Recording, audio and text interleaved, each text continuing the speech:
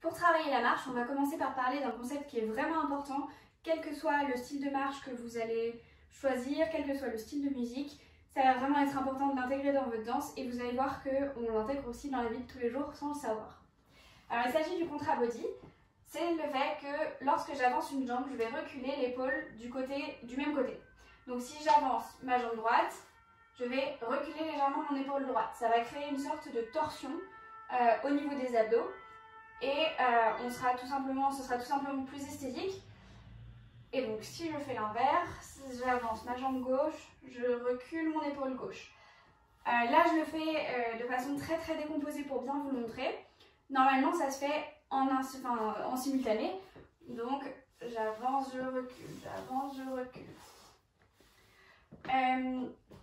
Normalement vous faites déjà à peu près ça dans la vie de tous les jours quand vous marchez dans la rue. Si vous remarquez, quand on a les bras ballants et qu'on marche, on va plutôt avoir tendance à reculer le bras du côté qui avance en termes de jambes.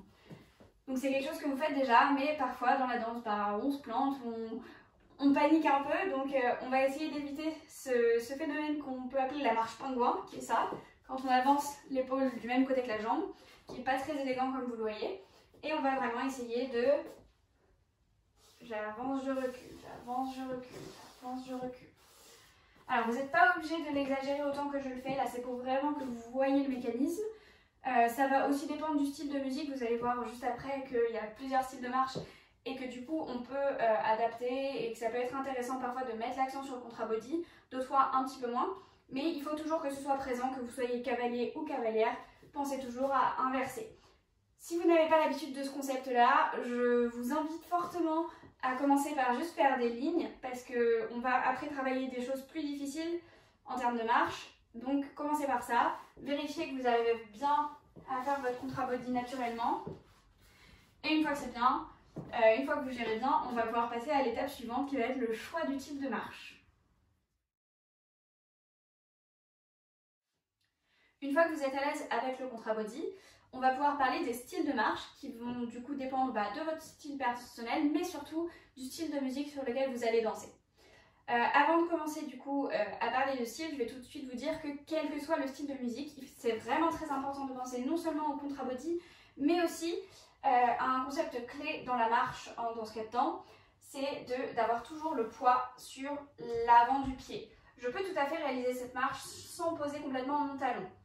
Alors dans la pratique, vous avez le droit de poser le talon au sol, mais le poids doit être vraiment sur l'avant du pied et jamais sur l'arrière. Et pensez toujours à être sur un seul pied et pas le poids moitié-moitié entre les deux comme je suis en train de le faire actuellement. Alors on va commencer à parler des styles. En général, on classe en deux grandes familles, les marches qui sont plutôt glissées et les marches plus standards que vous faites probablement sans y penser. Alors la marche glissée, elle va contenir deux types de marches. Que vous soyez cavalier ou cavalière, vous pouvez travailler les deux si ça vous plaît. L'une des deux est plus souvent réalisée par les cavalières, mais cavaliers, si vous voulez expérimenter, libre à vous. Donc on va commencer par parler de la marche triste, une marche glissée triste, c'est-à-dire que on va plutôt les utiliser sur des musiques tristes ou mélancoliques, ça va être plus adapté. Alors pour faire cette marche, on va commencer avec les chevilles resserrées. Et on va avancer l'un des deux pieds, donc celui que vous voulez, en gardant la pointe collée au sol, comme si vous aviez juste devant votre pied un petit objet par terre que vous voulez faire avancer tout doucement. Donc on doit garder vraiment le pied au sol. Je vais le refaire de face. J'ai donc les chevilles resserrées et je vais avancer en glissant mon pied. Autre chose importante, c'est pas simplement garder un contact au sol, mais c'est ouvrir pour faire un en dehors. Donc, j'avance et dès que ma cheville a dépassé l'autre, je vais présenter mon talon de façon à faire un en dehors et en plus à gagner en stabilité. Ça sera toujours plus stable que ça. Donc, vous voyez qu'à ce moment de la marche, je n'ai même pas encore transféré mon poids sur ce pied. Donc, je refais de ce côté-ci. J'avance, j'ouvre. Et là, je vais pouvoir faire mon transfert. Pour faire le transfert, je vais pousser dans ma jambe arrière et je vais venir aplatir progressivement mon pied. C'est vraiment important que ce soit progressif, donc votre pied n'est pas monobloc. il est articulé. Et donc, on va venir commencer par appuyer la pointe, puis la plante, puis le talon ou pas. Vous pouvez ne pas le poser, mais si vous le posez, pas de poids dessus, le poids doit vraiment être sur l'avant. Et pendant ce temps, avec l'autre jambe, j'ai vraiment poussé progressivement pour transférer. Pensez vraiment aux vases communicants, c'est exactement ce principe-là. Hein. Là, tout mon poids est ici et progressivement, je vais avancer, avancer, avancer, avancer, avancer jusqu'à mettre la totalité de mon poids sur ma jambe avant. Autre concept auquel vous devez penser, c'est à ne pas faire de différence de hauteur. Ça ne va pas être joli si vous faites ça. Donc c'est important de vraiment aplatir progressivement le pied en fait à la même vitesse entre guillemets à laquelle vous allez transférer votre poids. On appuie, on appuie, on appuie, on transfère et là j'ai pas fait de petits bouts. C'est pas très joli. Donc voilà, on a transféré. Une fois qu'on est ici, on va venir glisser la jambe arrière jusqu'à rejoindre la jambe avant. Une fois qu'elle a rejoint la jambe avant, on va faire exactement la même chose. On va avancer, ouvrir, transférer en poussant sur la jambe arrière et on rejoint. C'est toujours pareil et il faut également penser à essayer de faire ça au maximum sur une même ligne. On va essayer d'éviter de faire ça sur deux lignes parallèles. C'est pas ça, si je le fais en face, ça va pas être ceci, ça va pas être joli. On va vraiment rester sur une même ligne. Vous pouvez regarder si vous êtes bien devant sur la même ligne. Et on vous invite encore du coup à faire des lignes, à vous entraîner. Vous pouvez vous entraîner en musique pour bien garder le rythme. Si vous êtes à l'aise avec cette marche, si vous n'êtes pas du tout à l'aise, commencez par le faire sans musique et puis après intégrer la musique.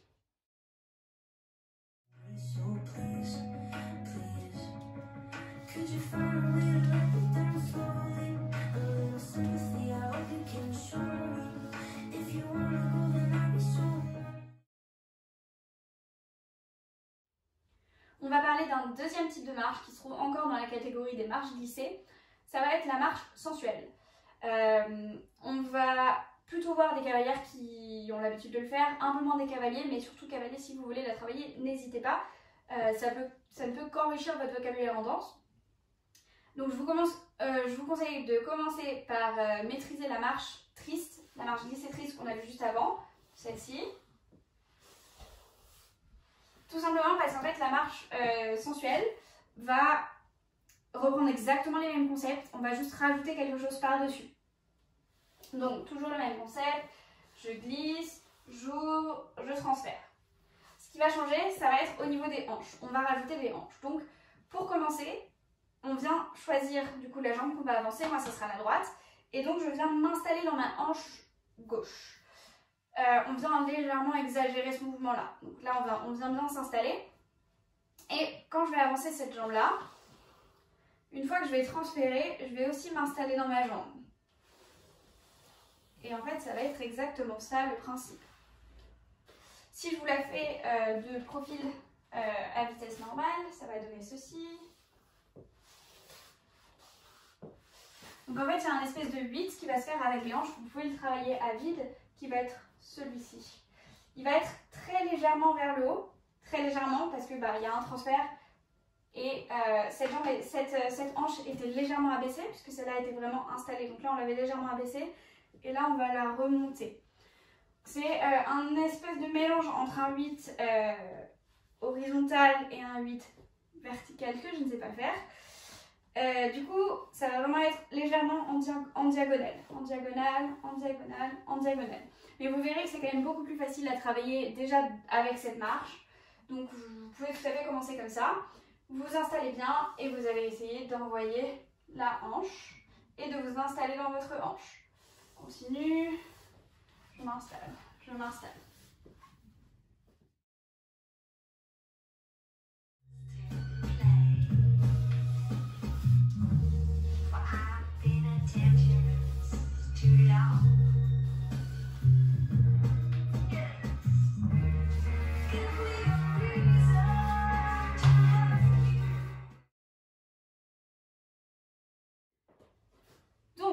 Maintenant, on va parler d'une autre catégorie de marches qui sont des marches un peu plus standards.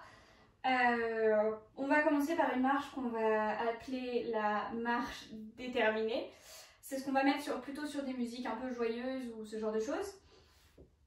Alors là, tout l'inverse de la précédente catégorie, on va pas du tout glisser. Au contraire, hein, on va plutôt lever le pied pour le reposer. Alors pour bien faire ce mouvement, on va essayer de penser à ne pas juste lever le talon, mais à faire un mouvement qui va partir de la hanche en fait pour avancer le genou et lever le pied. Vous pouvez lever plus ou moins le pied, surtout les cavaliers ont tendance à lever légèrement plus, les cavalières un petit peu moins. Mais du coup, ça va être important d'avoir une action simultanée du genou, enfin du coup ça va partir de la hanche, mais du coup genou et pied, ça va donner ça. Donc on vient lever légèrement le genou, le pied plus ou moins, donc selon votre rôle, mais essayez de ne pas aller à l'extrême non plus, hein. Et on va venir écraser une petite chose qui est juste devant nous. On va vraiment la pointer, il faut que ce soit très précis, il faut qu'on sache exactement où on va poser notre pied en fait, avant même qu'il soit posé. Donc là on a une petite cible au sol et on vient la viser. Alors là vous voyez que j'ai amorti au maximum la fin de mon mouvement parce que je veux pas que ça donne ça. Je veux vraiment effleurer le sol à la fin. Donc le but c'est d'avoir un mouvement dynamique mais d'effleurer quand même à la fin. De façon à ce que j'ai pas encore transféré du tout mon poids pour l'instant, mon pied est juste posé et je vais pouvoir transférer juste après. Le transfert va se faire de façon beaucoup plus dynamique que sur l'autre, donc là je me suis arrêtée sur cette partie là, mais vous verrez que normalement ça va donner plutôt quelque chose de comme ceci. Là je l'ai encore décomposé, mais vous allez le voir juste après en vitesse réelle, c'est plus fluide. Mais donc voilà, vraiment le but c'est d'avancer le genou et de lever légèrement le pied, hop, et on va venir viser une cible. On transfère. Alors le transfert va se faire légèrement plus tôt que sur les marches précédentes où on posait vraiment, on attend et on avance. Là ça va être un petit peu plus simultané, mais ne le faites pas complètement en même temps parce que sinon ça va donner ça, ce qui n'est pas joli. Donc léger retard sur le transfert, très léger. Hop, hop. Et comme sur les marches précédentes, on vient pousser dans le pied arrière pour transférer notre poids et on évite les changements de hauteur et on reste sur l'avant du pied. Que vous ayez des talons ou non, je parle plutôt pour les cavalières, ça ne change absolument rien.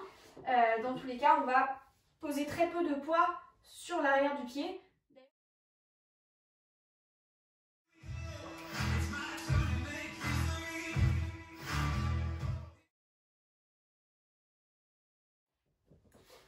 Maintenant que vous maîtrisez 3 types de marches, glissée triste, glissée sensuelle et déterminée, on va apprendre le dernier type de marche qui va être une marche dite pin-up, qui va s'inspirer largement du coup des principes qu'on vous a donnés pour la marche déterminée. Donc même principe, on va lever talons et genoux en même temps, mais on va rajouter des choses. On va rajouter des hanches et vous allez voir que ça crée un léger pivot sur la jambe arrière. Alors c'est une marche que vous avez probablement déjà vue, c'est même quasiment sûr si vous avez déjà regardé des spectacles de showgirl ou de cabaret, etc. Donc on va voir beaucoup Beyoncé faire ce genre de choses, d'ailleurs ça va aller très bien sur ces musiques. Du coup ça va donner ça, si je le décompose.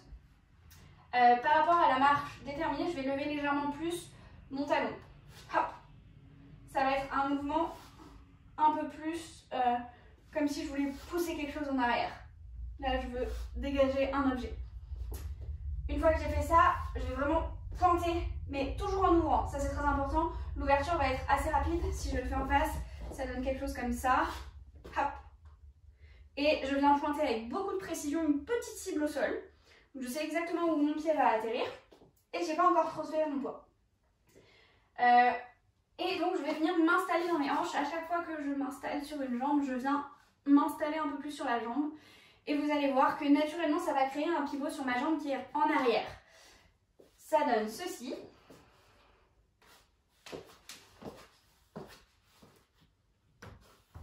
Donc vous voyez que ma jambe arrière fait un léger pivot quand je m'installe dans ma hanche. Là, vous voyez, elle va légèrement revenir vers le côté en fait que j'avance.